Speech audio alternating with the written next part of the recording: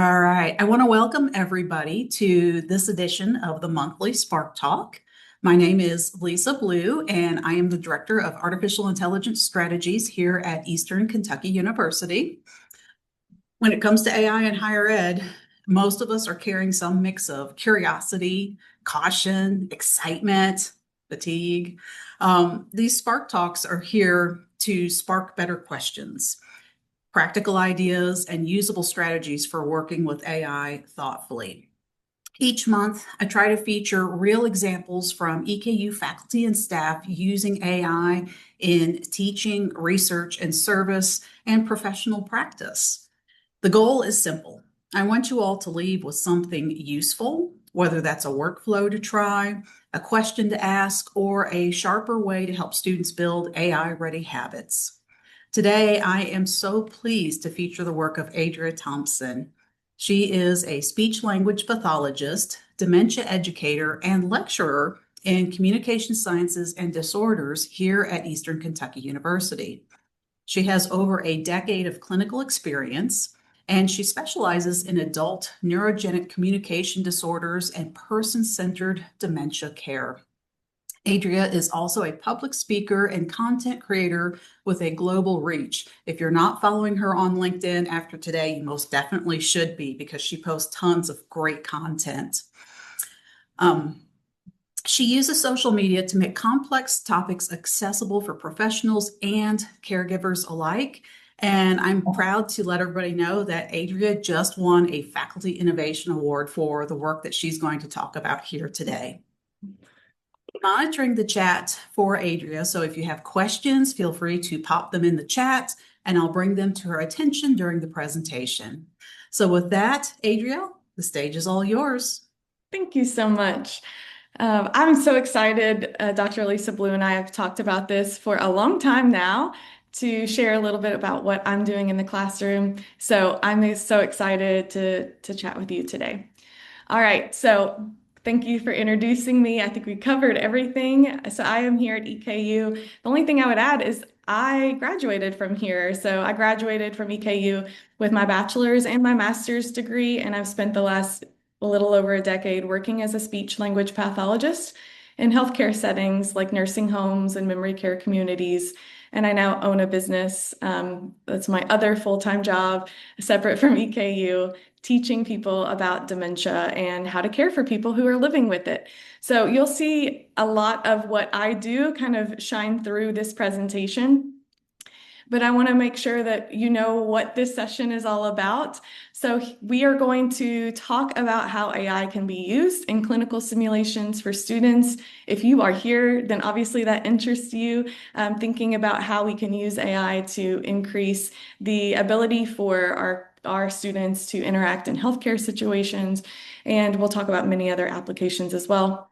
A large chunk of our time today is going to be really practical advice about how to create these kinds of chat bots or AI simulations. And we're going to do one together here on screen. So you'll see exactly how to do it so you can replicate it. And then I'm going to give you just some strategies and some advice from all the trial and error that I've done it so you don't have to waste time making mistakes that I did. I have a disclaimer I want to start with. So before we begin, just knowing that any use of AI in university work remains subject to EKU's use of artificial intelligence in the workplace regulation. So we are not going to enter any kind of student information, any of their work, copyrighted materials, or other confidential, proprietary, or sensitive university data into AI tools. Unless the tool and use case are institutionally approved for that purpose. And I know there are many institutions represented here today, and likely you have some policies similar to this, so I encourage you to review that before you consider how you might incorporate what I'm describing as well. My other disclaimer is I am not an AI specialist. I am a 30-something-year-old clinician. I am a speech therapist that began the idea of using AI in making sure that my patient care improves. And now, as being here at EKU, actually just a little over a year and a half now, as a lecturer, this is my first teaching gig. So I'm thinking going into my classrooms thinking, how can I get students prepared for the real world that I know is ahead of them and all the patients that are waiting for them to have really good skills and also having empathy and practice engaging with real human beings. And we don't always have the ability to do that in the classroom. So this is the next best thing. So I am just going to be sharing with you, not necessarily all the research as to why and how this is used globally. I'm going to share my case scenario of my classroom. So just in order for you to have an idea of how these things that I'm going to share with you make sense in the bigger work of what a speech language pathologist does, I just wanted to give you a quick overview of some of the terms that I'm going to be using. So our program is Communication Sciences and Disorders, and this is a field where our students are going to go one of two directions. They're either going to get their master's and become a speech language pathologist, which we have an undergrad and master's program here at EKU. Or some of our undergrad students will go off and become audiologists, which requires a doctorate degree. We do not have that here at EKU. But those are the two main pathways our students are going to be going into when they are undergrads. But I would say 90% of our students go the SLP route. A speech language pathologist and a speech therapist are the same thing. Those are interchangeable terms. That's also helpful to know. And in our field, we are really focusing on speech, language, cognition, hearing, and swallowing.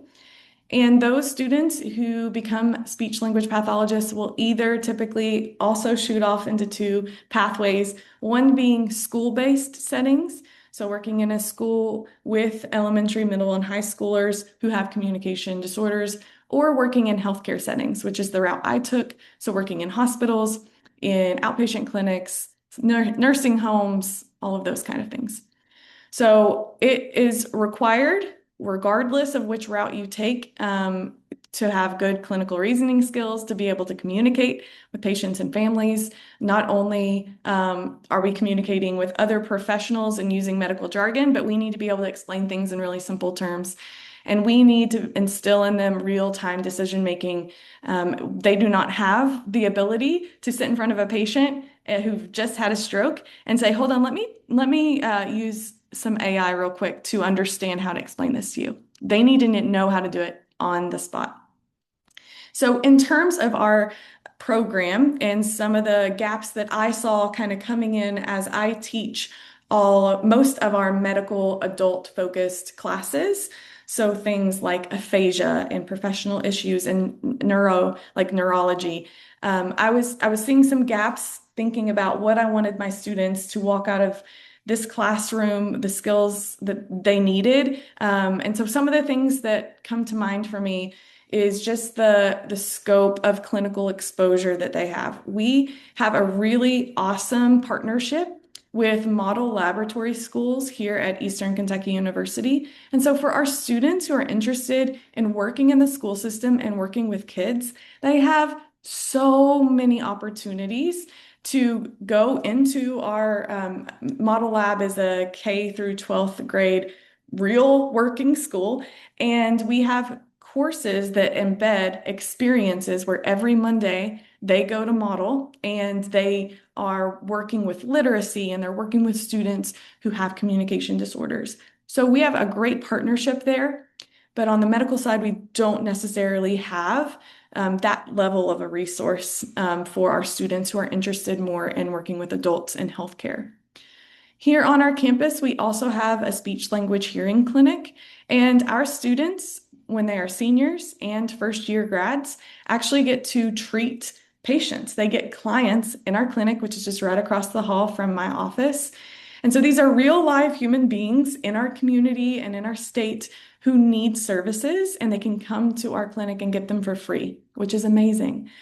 But if we were to kind of weigh on the scales, how many kids that have more school-based articulation issues and things like that versus the number of medical adult clients that we have, the scales tip once again to having many more experiences with children than adults with medical issues. So there also are some logistical barriers. We have great partners in the Richmond, Kentucky area. nursing homes, assisted livings, and hospitals who work with EKU in many different aspects. But just logistically, I have a class that have 35 students, and then another class that I'll be talking about today, I have two sections of it, and each have either 23 or 22 students. So we're looking at one time taking 45 students into a medical placement to have some of these experiences. It's just not logistically very realistic.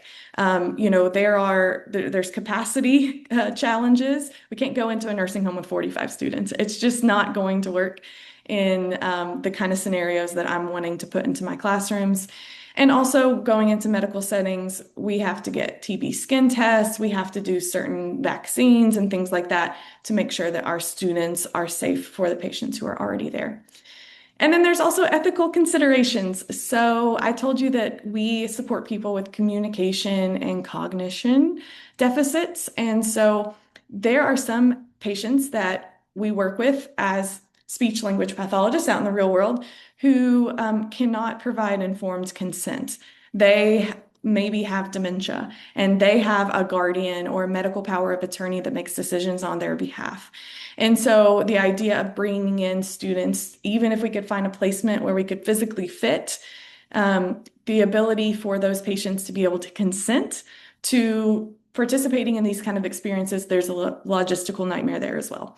And so we want to protect the dignity of those patients and that whole process of making sure that we have consent.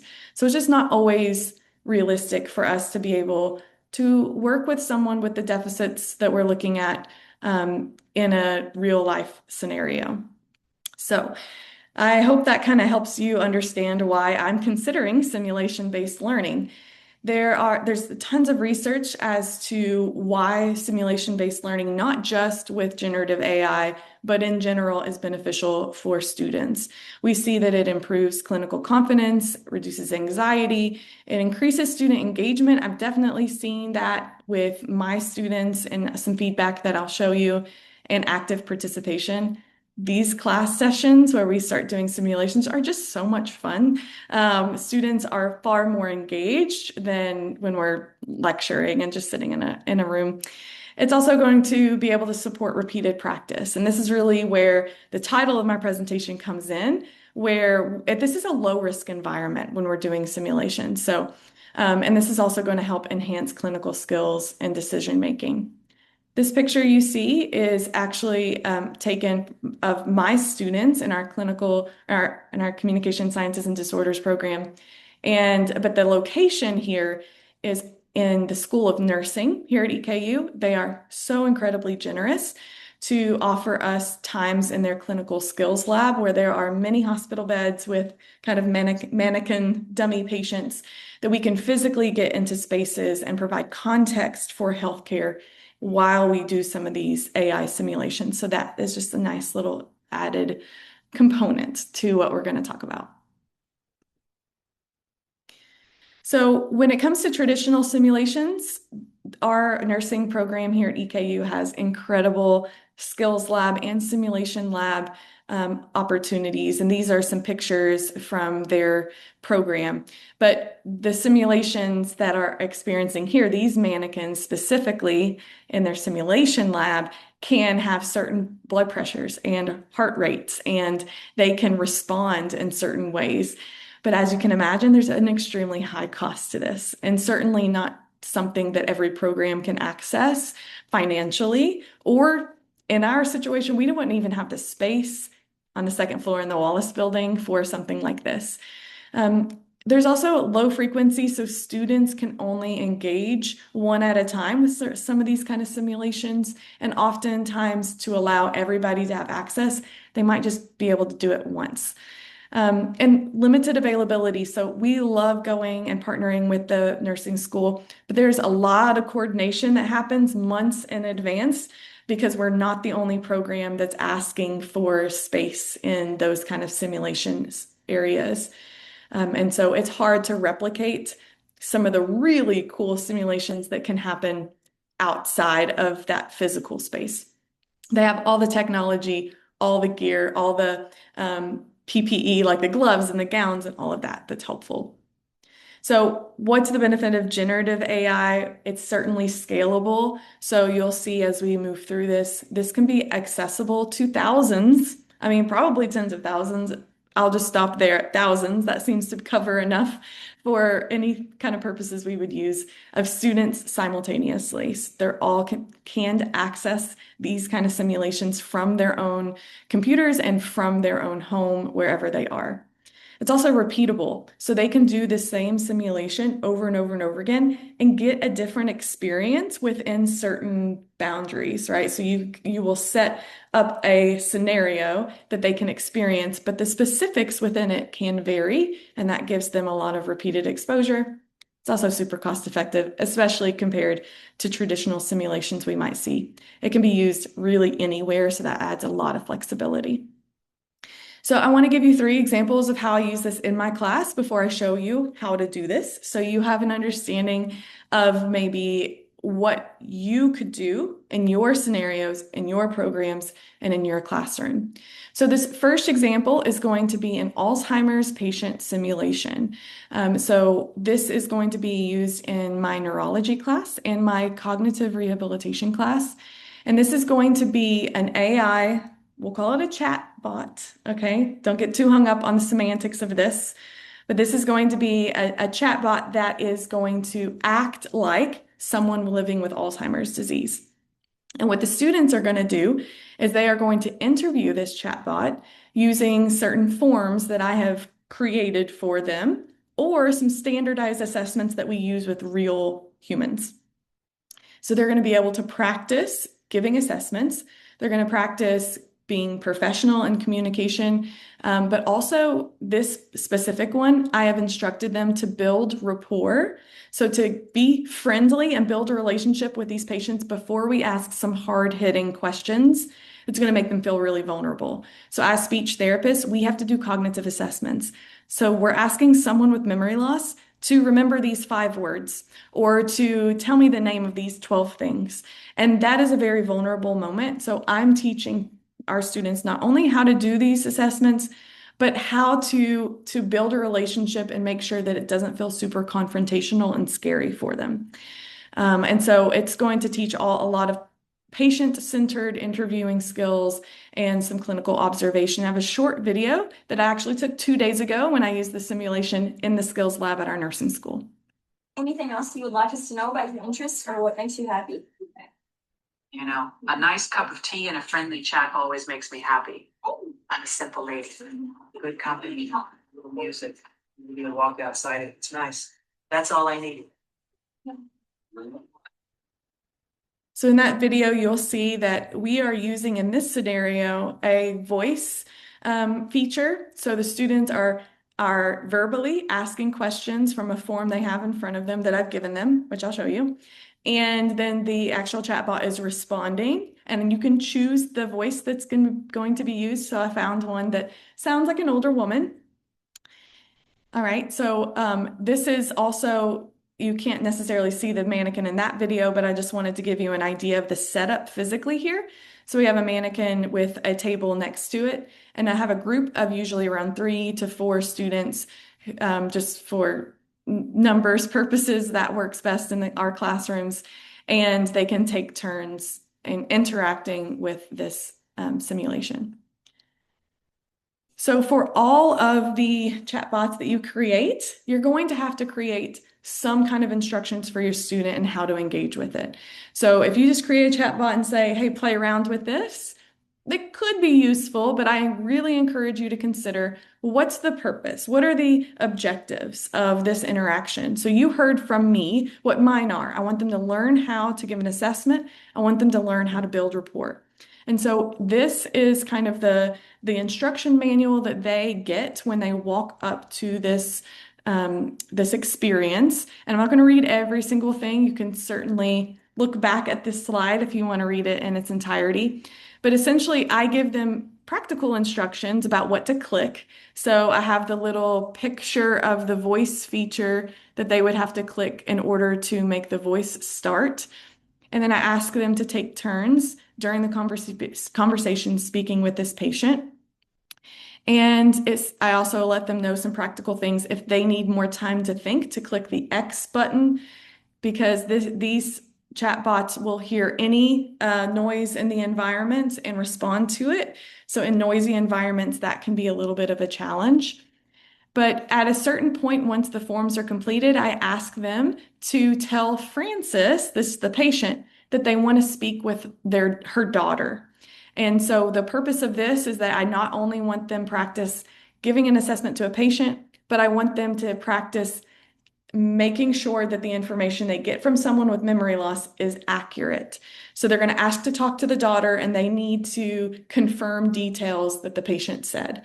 And what these students will find out is that Frances, the person with Alzheimer's, will talk about living with her husband, but then the daughter is going to say, no, the husband passed away a few years ago. So if they are not asking these questions, then they're not going to get that piece of information that's really, really necessary, and it's really realistic. How do we respond to that? I also made the daughter a little feisty and a little bit in denial. So she's going to be really short with my students and say, what is it now? Or to say, my mom's just being dramatic. She's much better than she gives off. That is also realistic, and I need our students to figure out how to engage with someone who's a little bit like that. So in this video, you're just going to see me scroll a little bit of the transcript of the interaction. So we see the students asking questions like, what month are we in? What day of the week it is? That's part of the assessment. And so this is all verbal for them, but I can see the transcript on my side.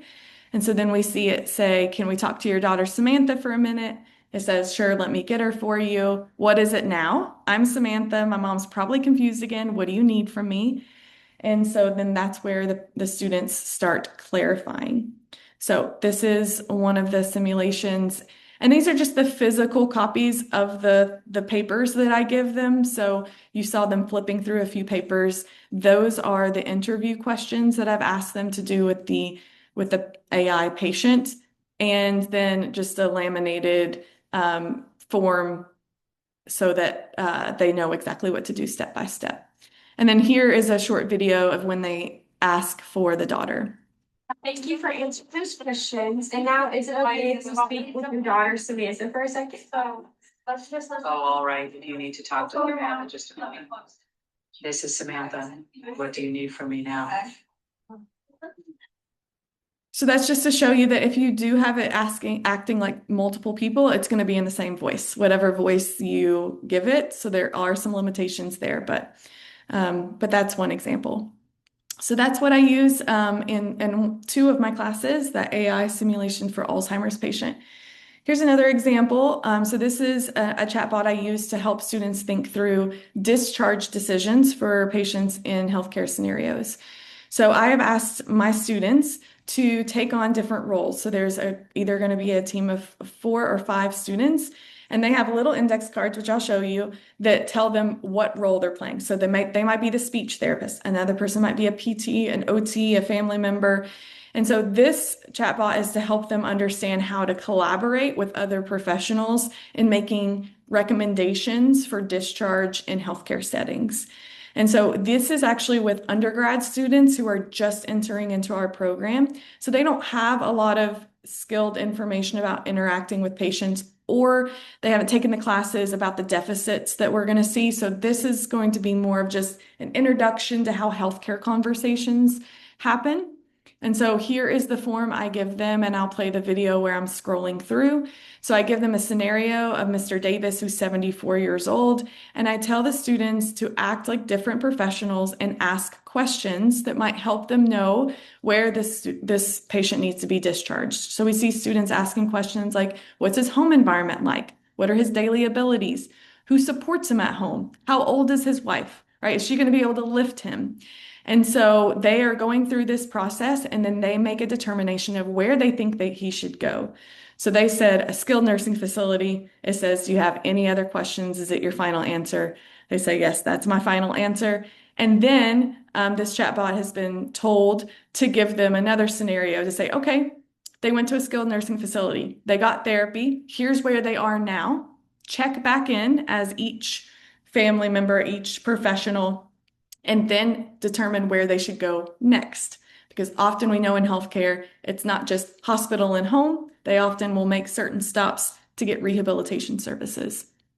So here are the physical things that I've given for this station. So they each have a little card that tells them how to start, information that's helpful just to get the flow going, and that same form that I showed you on the other slide. And then the last one I'll give you an example of is someone who is just diagnosed with aphasia, which is a language disorder that often happens after a stroke or a traumatic brain injury. So students are going to interact with a family member of a person who is just given this diagnosis. So they are going to explain aphasia using really clear language. And in our class, we learned 4 components of the definition of aphasia, and I've programmed this chatbot to specifically ask questions and being confused around those 4 areas. So I want my students getting practice explaining those 4 things. So here is a quick video.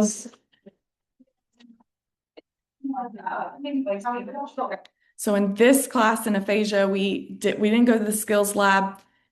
We worked this simulation in class. So you see about 8 different groups. 2 of them are doing AI simulations at the same time, and then we switch between throughout class. So they all get access to doing that. And so for this one, here is the instruction sheet. So I ask them to start by saying, your loved one has aphasia. And then the AI family member is going to ask questions and give common misunderstandings. So they might say things like, so they are dumb now, like they don't know anything, it affected their intelligence. Part of the definition of aphasia is that it does not affect their intelligence. So that's where I want the student practicing explaining that definition. We had a quick question, Adria. Sure. Laura wants to know, are these accessible? So accessible in what way? I suppose is the question. Laura, feel free to unmute if you'd like to pursue that. Yeah, hi. I was just wondering if somebody that couldn't see, could they still participate in this? That's probably a question. I don't know the answer to the question because I'm not sure of the accessibility features on ChatGPT itself. So I'm not sure of the accessibility features for that platform specifically, but I would imagine that they do have some accessibility features that would allow visually impaired people, but I'm not sure exactly how it would work in this scenario. Okay, thank you. Yeah, I'm sorry, I don't have a better answer than that. For the aphasia simulation that I just showed you, here are the 2 pieces of paper that I ask them to use while they're engaging with it. And so here's where we're going to get into the specifics of how I'm doing this. So you might be like, okay, I'm on board. Yes, I want to try this. I want to see how I can figure out doing it in my classroom. So I'm going to create a chatbot with you on live, and I will preface this with sometimes it loads for a while. So ask questions throughout this, and Dr. Blue can kind of chime in as we're waiting for things to load. Might be a good time to ask questions. I have the 5 main steps listed here on the slides, but I'm going to show you. So the very first thing we're going to do is we're going to open ChatGPT on an internet browser. This is really important because I have a Mac computer and I have a ChatGPT app on my MacBook, but you cannot create or edit these kind of ChatGPT bots on the app. You have to do it from the browser. So I'm going to go ahead and open it here. We'll talk about this in a minute, but it's also necessary for you to have a paid subscription, at least the pro version of ChatGPT, which currently in this moment in time is $20 a month. Like I said, I own my own business separately, so I already have access to this. If this is something that that you have already or you're interested in, maybe this will show you if it's worth it or not, if you think that it's going to be important. So you're going to sign on to your ChatGPT subscription that's at least a pro. And the place that you're going to find this is this is what the screen will look like. And it'll have a section that says GPTs. If you have not created GPTs, then this might be blank, but I have several. So you're going to click wherever Explore GPTs is. Okay, and so that'll bring up this area. And then the next thing you're going to do is click Create up in the top right. So this black button. So this is going to be where we start creating our GPT. I encourage you, we have two sides of the screen. So the left side is the Create and Configure section. And then on the right side over here is where we test what we're creating. Okay, so I'm going to click, I encourage you to click Create to begin. And it says, hi, I'll help you build a new GPT. And it gives you a little prompt. So I'm going to just recreate the aphasia simulation so that you can kind of see how this goes. And I apologize that you'll hear me typing. It's going to be kind of loud, but I don't have time to mute and unmute. So you are a patient, or you are a family member.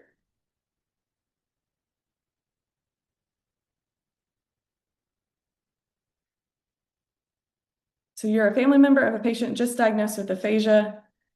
SLP students will educate you about what aphasia is. So there are many different Spark Talks, I'm sure, that talk about giving really good prompts and strategies as far as that goes. So do not judge me on my prompts on this webinar because I'm trying to do it quickly. And I just want to kind of show you the gist of this. And so this is, you can create and spend much more time giving it more instruction. That's just my disclaimer here. So it says, I suggest the name. The two things it's going to do, number one, is it's going to name it. And then number two, it's going to create a picture. So yes, that is perfectly fine for me, aphasia family member simulator, but that can always be modified at any time. So it's going to work. All right. Any questions while we're waiting?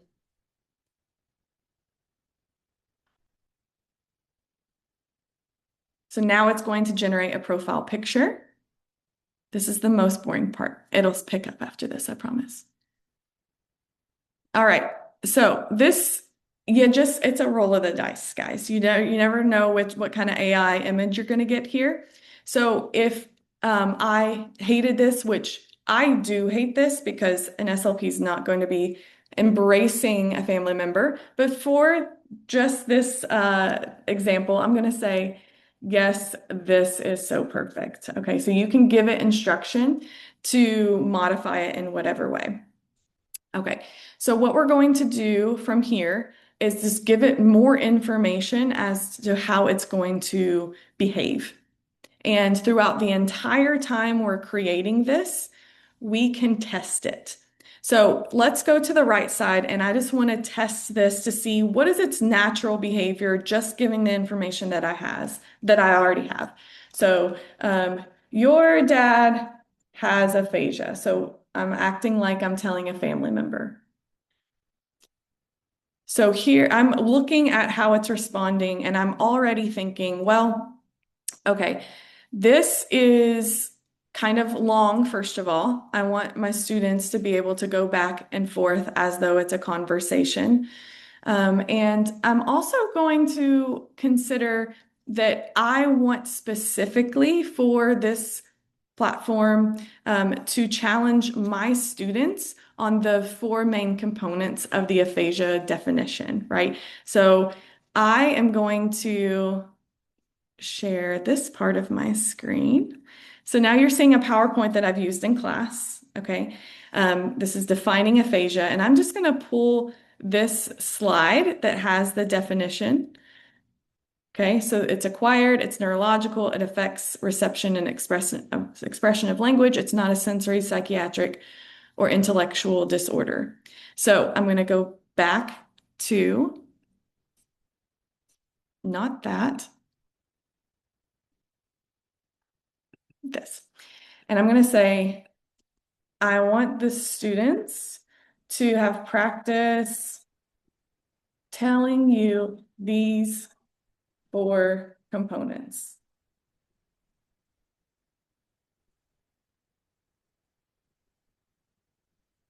So While that's working, we've got a couple of questions. yes.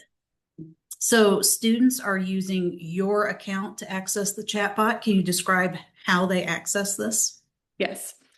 So students can access it from my account, yes. So when I am using this in class, I usually split them up into groups. We have 4 or 5 groups around the room, and whether it's in a skills lab or in a classroom, and every 15 minutes or so, we are moving between groups. So they all have access to that is the most typical use case I have. So in that scenario, I just have my computer at one of the stations and they can access it from there. But students can also access it from their own personal devices. So we can give them a link to this ChatGPT bot and they can access it. If they have a free account, they can engage with it around 10 times an hour. I know that's really kind of random, but ChatGPT allows about 10 prompts or 10 conversation back and forth every hour. So knowing that might inform how you use it, whether it's in class or allowing them to do it on their own time. If they have a paid version, though, they can access it however many times they want. And then sometimes you can also choose a lesser model. So like if 5.4 is the most advanced model, I've found that if you choose the second best model, sometimes that frees up a little bit more for chat interactions. We have another question here. In your previous example, the AI chatbot responded to students using voice rather than text. I've not been able to find that feature in the GPT chatbot, so I may be missing where it is or how to enable it. Yeah, great question. So there are 3 modes that we can use. And this is on a later slide too, so you'll have access to these slides to look at to remember. And you can type to and get a written response on the internet browser version, which is what we're doing, or on the app. But that's the foundation, most accessible thing that's going to be across every platform, no matter how you're accessing ChatGPT. The second option is that you can use like a microphone, so to dictate. So if I dictate, I can speak, but then it changes it into writing and then it sends as a written response. But when the ChatGPT bot responds, it's going to be in writing. So what you saw where it's I'm using my voice, they're using their voice, you can only access that on the internet browser version of ChatGPT. And I would say probably it needs to be the most like updated version just to make sure that you're using that GPT model. Dr. Blue, is that in line with what you're aware Yes. of? Yeah. Yes. So if you are using, the app on a tablet or on a Mac or on a phone or things like that, it might vary depending on how you're accessing it. Okay. So you see here, I told them I want to use these 4 components, and it's starting to ask me some questions. So it will naturally ask you a few clarifying things a little bit at a time. But one of the things that I really kind of expedites the process for me, honestly, is to cue this system to ask me questions. So it says next, how do you want to handle situations where student explains something incorrectly? Should it directly challenge them, show confusion, or stay neutral and continue asking questions? So I want it to show confusion and ask for clarity. Now I'm going to then say, ask me more questions to refine this GPT. So if we just kind of answer it one at a time, it's going to give us one question at a time. But you'll see that every single time I give it feedback, it's updating. So it takes a little while to load. And if you have been over here testing it some, it will reset the right side of the screen. So it says, how emotionally intense should the responses feel? So vary between anger and confusion. I'm okay with any. You never quite know what you're going to get from GPT. And here's a great example, because every time I say, ask me more questions, it typically asks me 10. Just now it asked me 1. So I'm going to say, ask me 5 questions to refine this GPT so that I can kind of expedite the process of the information that it's going to need from me. But one of the things it's always going to ask, and it's always important to you to give, is kind of the emotional behavior of the GPT. So especially if it's going to act like a human, does it need to be confrontational? Does it need to interrupt them? Does it need to trail off? So when I create my Alzheimer's patient, for example, I have to tell it to make mistakes. Generative AI does not like making mistakes. It does not like giving wrong information. So I have found that I have to tell it very specifically that my student's going to ask them to remember 3 words, and I want it to only consistently be able to remember 1. I have to tell it that very specifically. They're going to ask them to serial subtract from 100 by 7. So what's 100 minus 7? I say you get 93 right and don't get any of the rest right. But I have found that this system does not make errors. It just says, I don't know. So it doesn't give a wrong number, but it says, you know what, honey, I can't go anymore. And so that's important to know as well. If you want it to make mistakes, you have to specifically tell it what mistake to make. So here we go as a good example. It will say, it'll give you several questions and then you can answer back and forth. So over here, I'm going to say, your mom has aphasia. And we once again want to think about how we're going to start this conversation. So what are we going to tell our students to do? Whatever we tell our students to do, we need to make sure to let the GPT know. Like students are going to start this conversation by telling them that someone has aphasia or whatever it is in your GPT. And so as I read it over here and I see how it's working, I can go back and forth and refine it. So I go to the create section and I'm like, oh, the sentences need to stay short. And so it says it's updating, and you're going to see over here on the right side, it's going to reset. So if you are practicing with things, you'll lose it every time you give it feedback. So what also happens here on the create side is as you are giving it instructions, you're creating boundaries and barriers of what it should and shouldn't do, it is updating this configure section. So configure is kind of like the motherboard of this GPT. It's where all the instructions exist. So it has the name, a short description, and what the create section is doing is writing the instructions. So you see, I have not written anything in this section, but it is creating it on its own. So I can occasionally go back to this configure section and think and look at what instructions it's creating, and I can edit this. So I might look through here and say, oh, yes, brief sentences up to 10 words. Okay, I want it to a very specific boundary there. So you can go in and edit that. You can add conversation starters, things that we want the family members to ask specifically.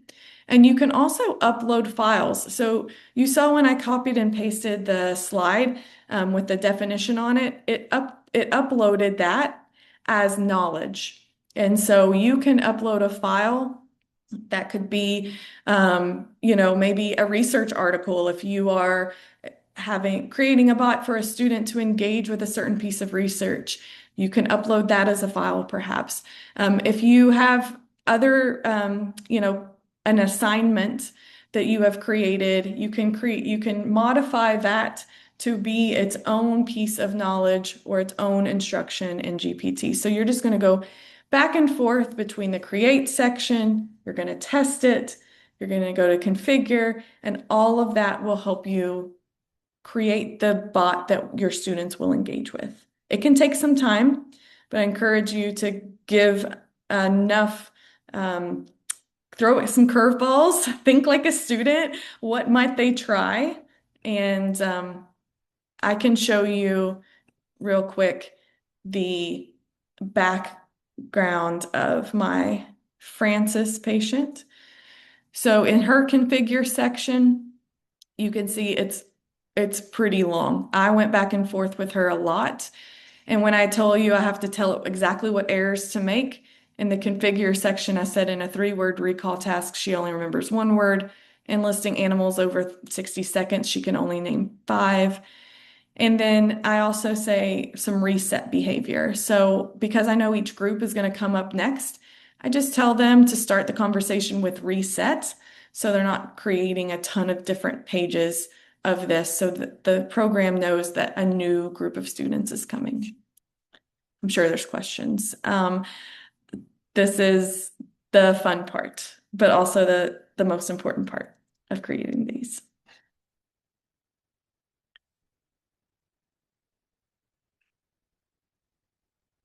All right. So those are the main 5 ways that we create this, but I want to also show you in context of class what this looks like for me. So I have in my cognitive rehab, that is a summer course that is asynchronous and online. And so I have my students engage with this Alzheimer's AI patient independently. And I know that they only have 10 interactions. And so I let them know that in the assignment and in my instructions to them to plan ahead. And here is the assignment simulation for that for them to complete at home. So part 1 is a direct and confrontational style. So I'm teaching them to come in guns blazing, saying, "Hi, I'm a speech therapist and I hear you have dementia. I'm going to give you a cognitive assessment." For those of you who do not know many people with dementia, that's probably not going to go over super well because that's a really vulnerable thing to be asked to do if that's something that's hard for you.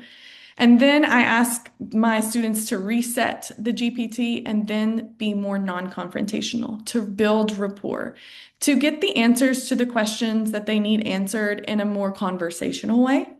And then they complete a discussion. They submit that to me, actually, and we'll talk about how they do that, the transcript of their interaction, and then they talk about on discussion board what their experience is and what they learned.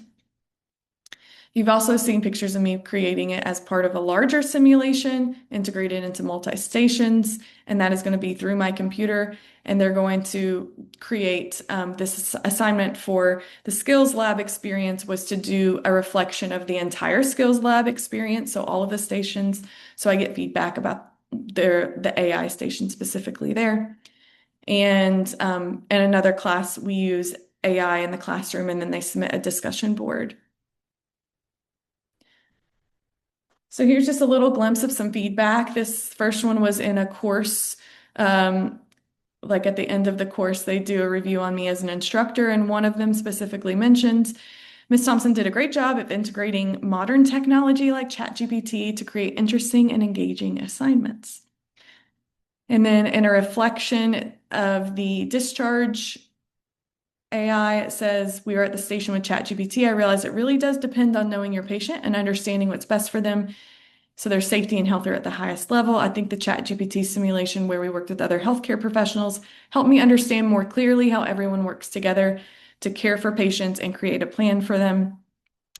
For my grad students in cognitive rehab in the discussion board, they talked about how much detail Frances could share when asked about her personal life and that her long-term memory was intact, which I instructed it to be because that is true for people with Alzheimer's disease in the stage in which she is living in.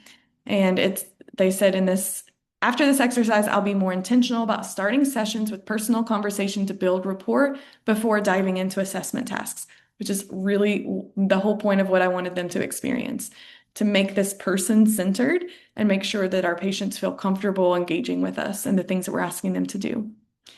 And then another one said, "I really enjoyed the assignment where we talked to ChatGPT as a client simulation. I can't lie, it was pretty cool seeing how the system responded to 2 different forms of questioning. So it worked the way I wanted it to, which is great." So here are some practical tips so you don't waste time like I did. When you ask for students to save work, the way that I asked them to save work in the fall versus how they do now has changed. And that's because ChatGPT changes the way that you can export transcripts. And so it's going to be ever changing. What I tell you right now might not be true in 6 months, but what's happening right now, the best current method is for them to, on the ChatGPT internet browser, to click print and then save as a PDF. And that will access all of the information that has been used if we want a full blow-by-blow transcript of what they did.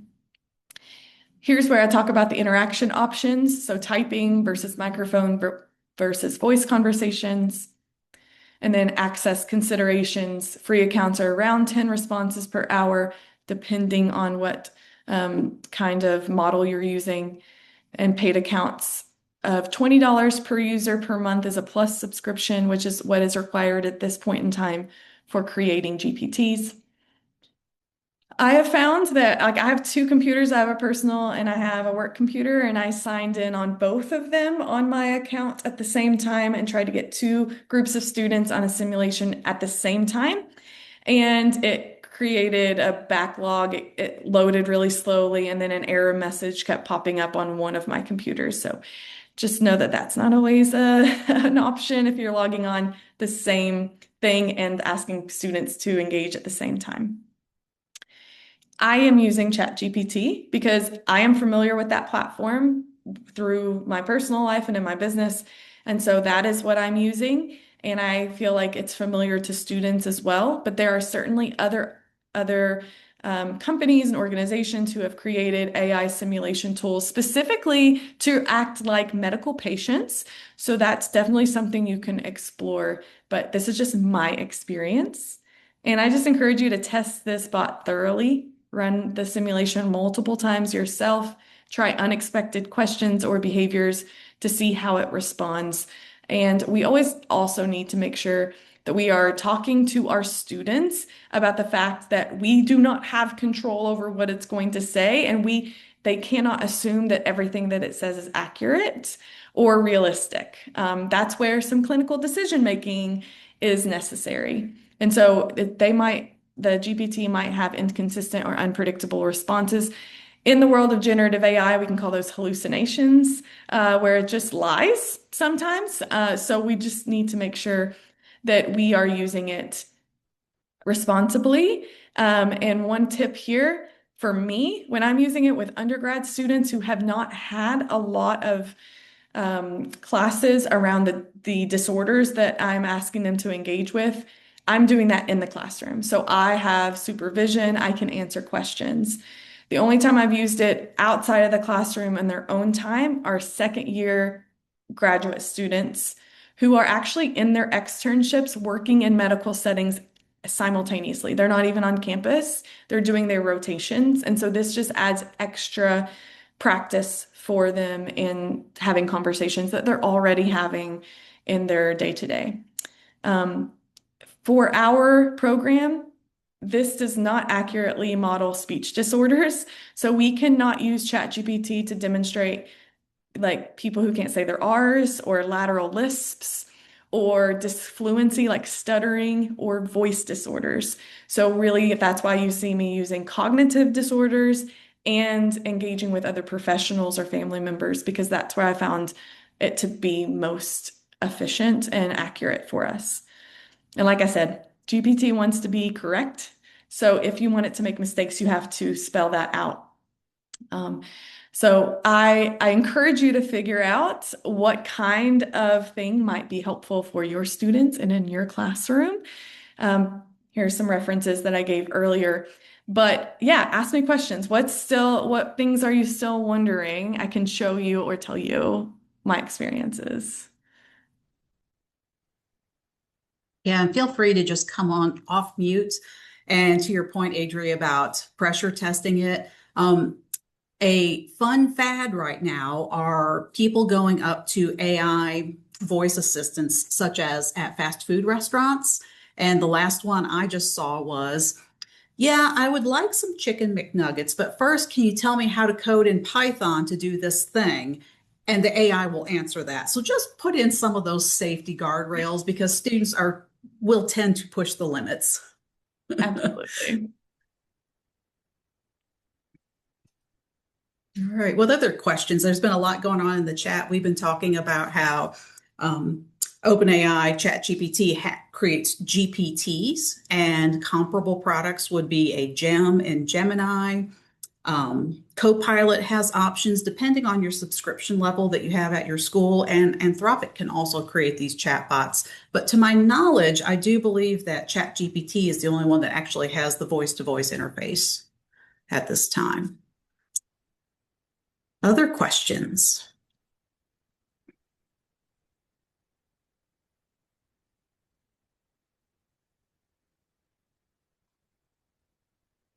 Oh, and somebody also mentioned Boodlebox. If you have that at your school or you have your own subscription, Boodlebox has all the chatbots.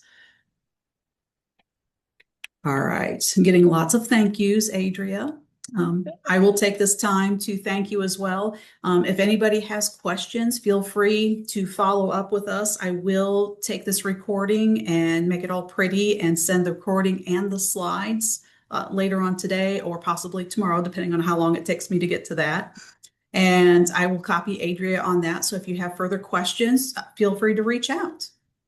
Yeah, thanks so much for having me. And I hope this has inspired you to think about how this could work in wherever you are. That I learned about this around this time last year, and within 2 weeks, I was like, all right, this is an assignment next semester. Like, this is for sure what we're going to do. And students have just reacted really well to it.